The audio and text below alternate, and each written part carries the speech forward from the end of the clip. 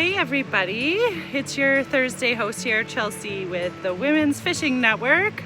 I am so excited because I am here on the Bow River about to embark on an evening overnight trip. So we're gonna head out on the boat here at about 5:30, 6 o'clock, go to our camping spot, and then do some evening fishing. And I have a little seminar I get to attend tonight with the Rapala rep, so I'm quite excited for that. So I am going to unload all of my belongings and hope that they all fit on the boat.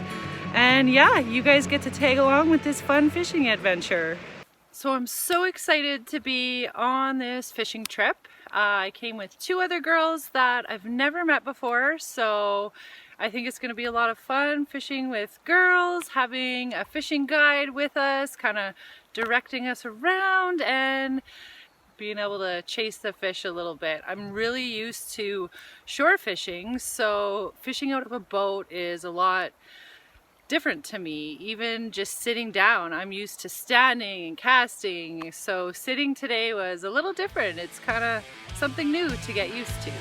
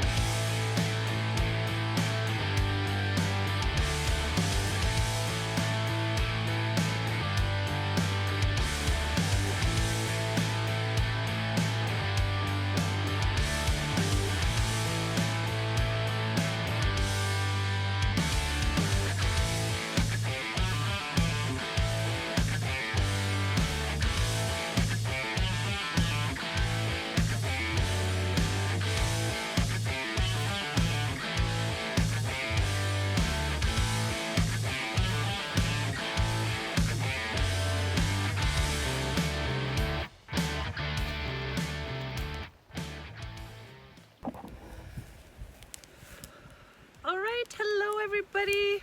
We are set up here on the side of the Bow River. Just went out on the boat to kind of check things out. Landed a couple rainbow trout, so that was really exciting. So we're gonna go do a little more evening fishing now that we've checked the area out. We have our camp set up, the fire going, so bring on some evening fish. Alright, gonna do some shore casting by myself. It's a beautiful evening. There's not a soul in sight, so it'd be pretty special if I caught a fish right now. I've been working really hard on my casting, so hopefully you guys see how good I improve.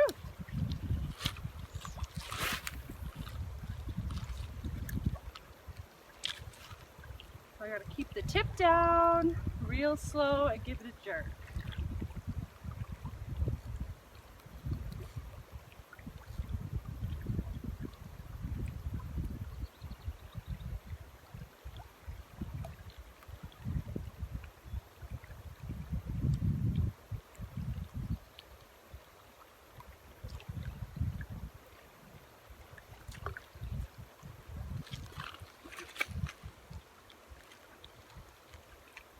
So always take the seaweed off of your hooks because you want it to look like a real presentation out there. So it's super annoying to take off seaweed every time, but if you want to fish, that's what you got to do. One thing I kind of picked up today in my seminar also was I've always just kind of casted with one hand like that. But I learned today that I should be casting with two hands and looking exactly where I want the hook to go, and that's where it'll go. So it's kind of what I've been working on today.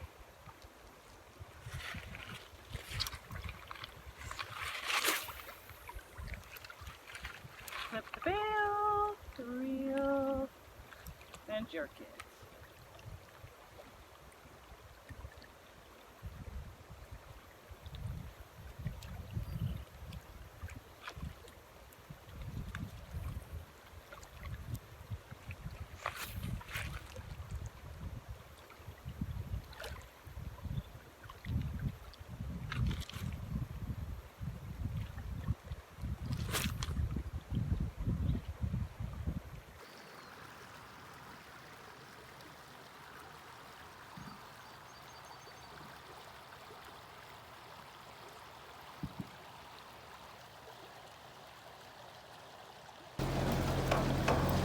Nice, very well.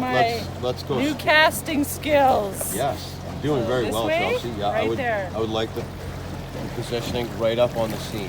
See that seam? See how the calm water meets the choppy water? That's beautiful. Right there. Yeah, right there. Because the fish will hover in and out of that choppy water, okay? So they'll go in, rest, come back out, grab food, go back in and rest. So those are great targeting points for anybody watching to focus on.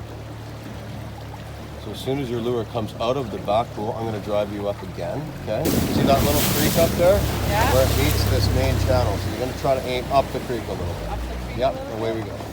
That's beautiful. Might be a little shallow at the top there. Yeah. So aiming more into the middle of that would be way deeper water. But you should hit a fish right there though, coming off that bar. We call it a bar or a rock pile. Yeah. So coming off the bar into that deeper water, whammo. Great, great water to fish.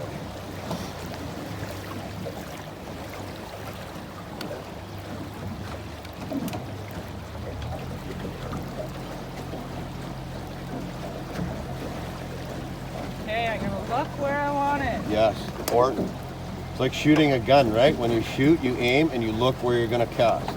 That's beautiful. Was that right where you wanted it? That's a great cast. A little up, but It's okay. We're good.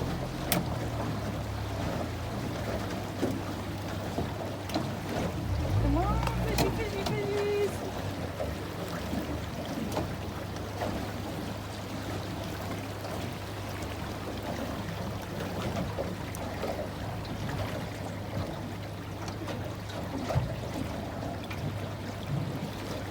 That little weedy. Ooh, yeah. So you might want to keep your tip up just to keep the lure from hitting the bottom. I think that's where you're gathering the weeds from, is actually the bottom. Okay. Sometimes they float in the river and they get on the line and then they get on the lure.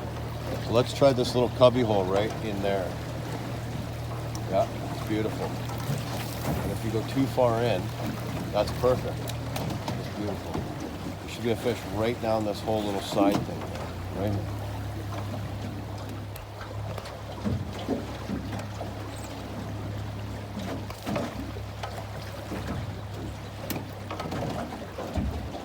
Fishing from the boat and sitting, I just kind of felt out of place, but after casting a little while, I kind of got the hang of it.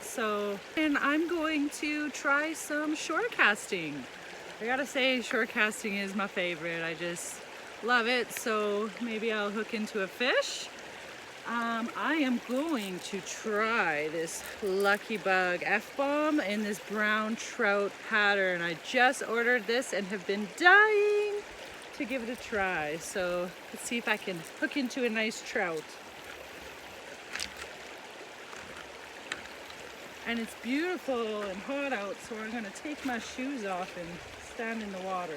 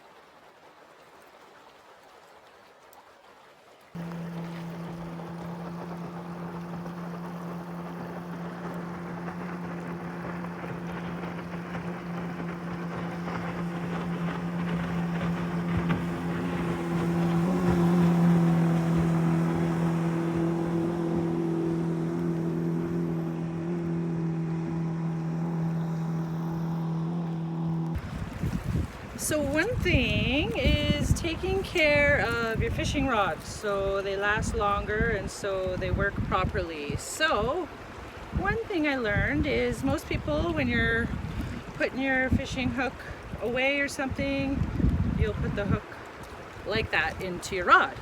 Well, if you put it into the eyelet like that,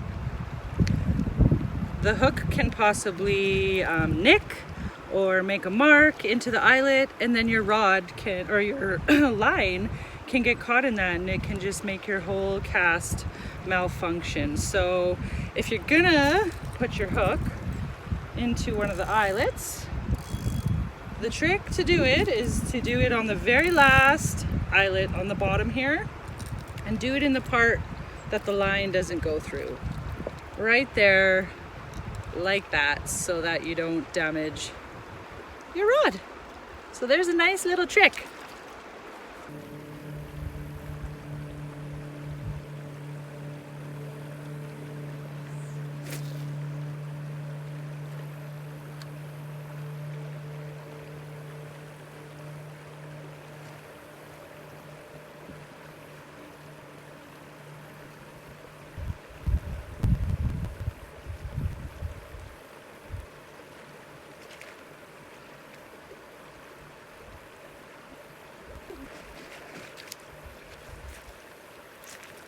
Well, I had to go in the water to save my beautiful lure from a massive log. So I'm a little soaked, but I saved my lure.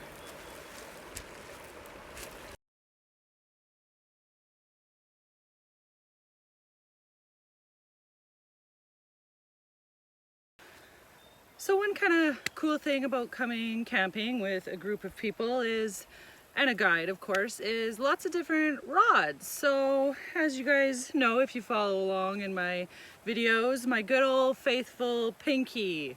I've taken her on every fishing trip. She's the one who's gotten me all my big fish, so I'm pretty faithful to her, but it's always nice to try the feeling of other rods. So it was kind of cool. It had a little more, I don't know, flexibility, or I could just feel the bite more on the rod. So that was kind of interesting. So I definitely suggest, you know, trying out different rods, seeing what feels right to you, what you like, if you're left-handed, right-handed, trying it all out and seeing what feels comfortable. So I haven't caught anything shore casting, but you know what?